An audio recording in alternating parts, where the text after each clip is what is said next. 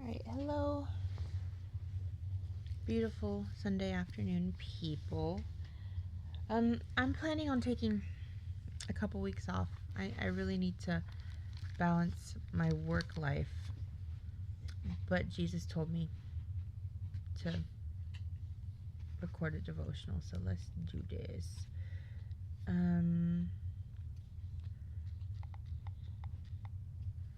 Let's do this. Let's do this. Let's do this. What's today? October what? October 12th. Amen. Amen. The devil is trying to come for this. But do not accept help from anyone except for Jesus. All right. Moral dominion. All right. So what does moral dominion mean to you? Moral dominion.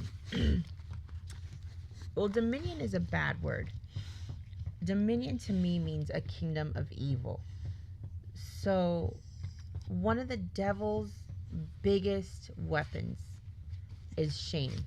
So he's going to attack your morals. He's going to attack your morals. He's going to say, you're not vegan enough. You're not modest enough.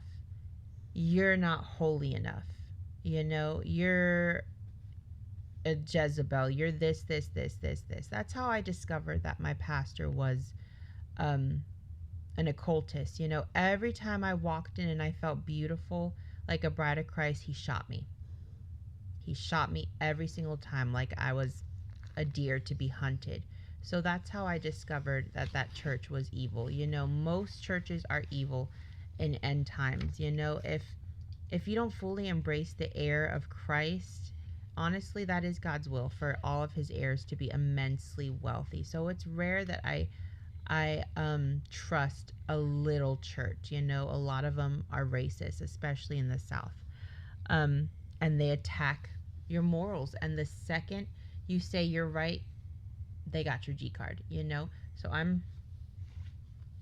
I took it back from every single witch in that church. So they're all reaping what they sow now. They all lose their authority in the kingdom all over Texas. You know, Texas is being completely transformed by the Illuminati. You know, God's chosen, the true righteous heir of Christ. Because when God blesses us, we bless others. We don't start a dominion of demons, you know? All right, so death hath no more dominion over him. Okay, over him. What is this? What are we reading? Romans. All right, Romans is the prostitute, is a prostitute book. You know, the Catholics, God bless them. Good Catholics are Orthodox. They have beautiful, beautiful, beautiful souls. My mom was raised Catholic. She was raised by nuns. She was raised by saints. She was raised by, you know, the Catholic Church. And my mom, she said most of her life she believed she was called to be a nun. And nuns are brides of Christ. So if you ever feel like you're called to be a nun, that's God's will. All of his beautiful children are called to be brides of Christ, you know? So I will never, ever hate on the Catholic Church, but the Catholic Church is the one under the most severe persecution, honestly.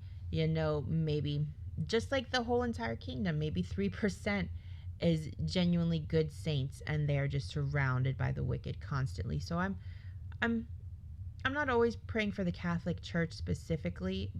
I'm always praying for the church, you know, and I'm really trying to balance my work life right now, you know, but when it says death has no more dominion over him, that's the devil thinking, all right, I'm getting out of this clean-handed, you know, I'm letting God's children go and I'm going to build my beautiful home in the country.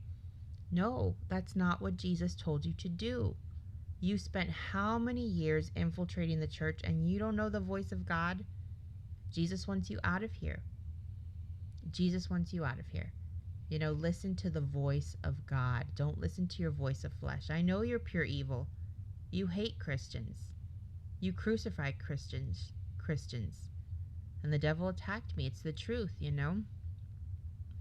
So death hath no more dominion over him. No. All right, death doesn't have dominion over it. You're right. This is gospel. Death doesn't have any dominion over the wicked. Jesus has rule over you now.